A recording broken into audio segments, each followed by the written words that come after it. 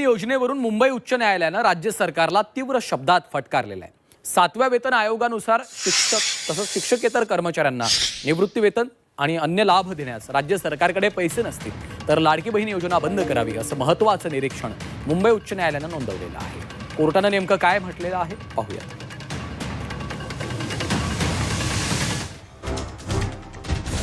लाडकी बहीण योजनेवरून हायकोर्टानं सरकारला फटकारलं। तर लाडकी बहीण योजना बंद करा। पेन्शनच्या मुद्द्यावरून हायकोर्टाचे सरकारला सवाल। लाडकी बहीण योजनेवरून मुंबई उच्च न्यायालयानं सरकारला फटकारलंय। 7व्या वेतन आयोगानुसार शिक्षक आणि शिक्षकेतर कर्मचाऱ्यांना निवृत्ती वेतन तसंच अन्य लाभ देण्यास राज्य सरकारकडे पैसे नसतील तर लाडकी बहीण योजना बंद करावी असं म्हणत उच्च न्यायालयानं सरकारला खडे बोल सुनावले।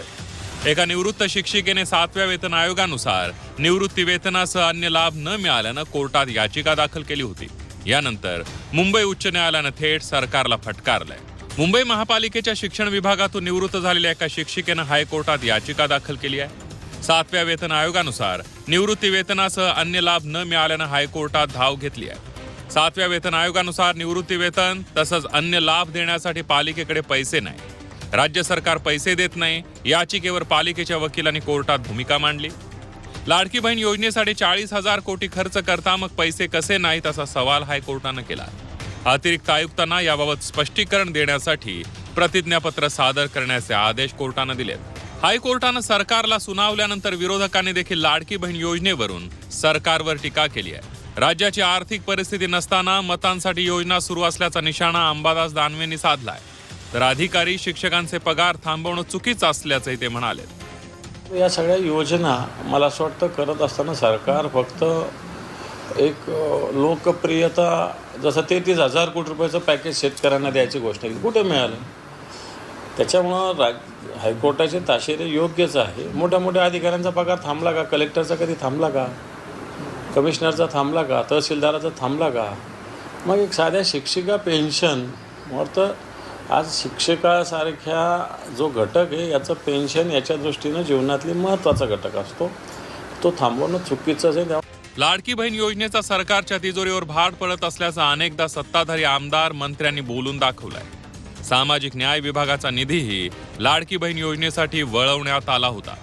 मात्र आता मुंबई पालिकेच्या निवृत्त महिला शिक्षिकेच्या याचिकानंतर पुन्हा एकदा लाडकी बहीण योजनेवर प्रश्नचिन्ह निर्माण करण्यात येत आहे।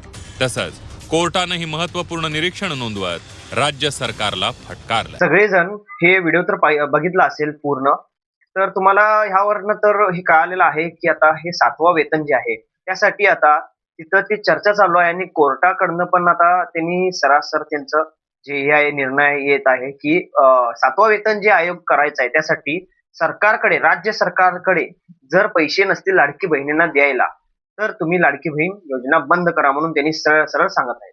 कारण की आता लाडकी बहिणींना खूप सारा असा प्रॉब्लेम येत आहेत की एक लाडकी बहिणींचे पैसे बंद झालेले आहेत, ज्यांना पैसे येतच नाही आहेत किती लोकांना, तर त्यामुळं डायरेक्ट हायकोर्टाकडनं त्यांना आता हे आदेश भेटत आहेत।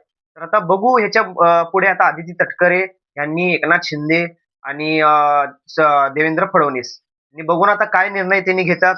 पैसे सर्व लाडकी बहिणींना येणार काय नाही येणार, कोणाला येईल कोणाला नाही येईल, जसं काय अपडेट कळाली तर मी आपल्याला लवकरात लवकर आपल्याला अपडेट देईन। पण आपल्या चॅनलला सबस्क्राईब करा, लाईक करा, कमेंट करा। तुमची केवायसी झाली आहे का नाही झाली आहे, तुमचा काय प्रॉब्लेम असेल, पैसे कोणाला आले नाही आले, तुम्ही कमेंट करून सांगा। धन्यवाद।